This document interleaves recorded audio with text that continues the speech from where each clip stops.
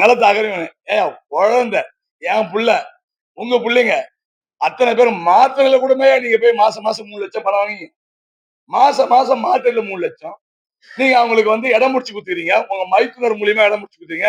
உங்க வழக்கறிஞர் கூட இருந்து பூவாரசன் என்ற வழக்கறிஞரும் உங்களுடைய மைத்துனர் இளங்கோ அவர்களும் என்கிட்ட ஆதாரமே சிபிசிஐல ராஜா என்ற அவரே வந்து ஸ்டேட்மெண்ட் கொடுத்துருக்காரு. நான் மாதம் செந்தில் கவுண்டர் அவர்களுக்கு மாசம் 3 லட்சம் ரூபாய் பணம் கொடுத்து என்கிட்ட ஆதாரம் இருக்கு.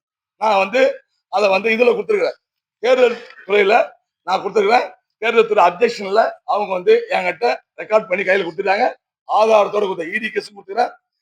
சிபிஐ கேஸுக்கும் மாத்திரை கேஸுக்கும் அது கொடுத்துருக்கேன். அதனால நீங்க இன்னைக்கு இருக்கிற புதுச்சேரி மக்களுடைய யார் செத்தா எனக்கு என்ன ஆகுது? யார் ஒன்னே சாவுங்க, மாத்திரை சாவுங்க. நீங்க மாத்திரை வாங்கி குழந்தைகளை சாவடிங்க, ஊர் மக்களை சாவடிங்க. ஆனா எனக்கு பணம் வரும். நான் பணக்காரனா இருக்கணும், நான் ரவுடிசம் பண்ணணும். அதனால கட்ட பஞ்சாயத்து இன்னைக்கு மக்கள் கிட்ட வேஷம் போட முடியாது. ஏன்னா போன முறை நீங்க ஓட்டு வாங்கணும் சொல்றீங்க.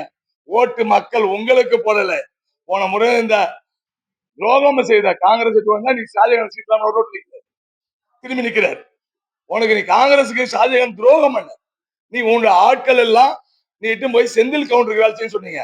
உங்களுடைய கூட்டணி கட்சி நான் சொல்றேன், இந்த திராவிட முன்னேற்ற கழகம் இருக்கிறீங்க, உங்களுக்கு சூடு சொன்னல.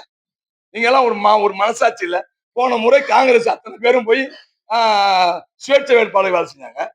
போன முறை யாருமே திராவிட முன்னேற்ற நம்முடைய வழக்கறிஞர் முத்துவல்லினாரு, அவருக்கு வேலை செய்யல.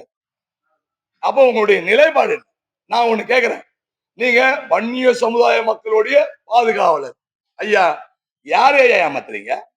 இதையே நீங்க மாண்புமிகு நம்முடைய புதுச்சேரியுடைய முதலமைச்சர் தட்டாஞ்சாவடி தொகுதியில தன்னுடைய மைத்துனர் அவரை வந்து எழிலரசன தமிழ் எண்ணூத்திருக்காரு பேரு அவர் இடத்தில் நின்றாங்க.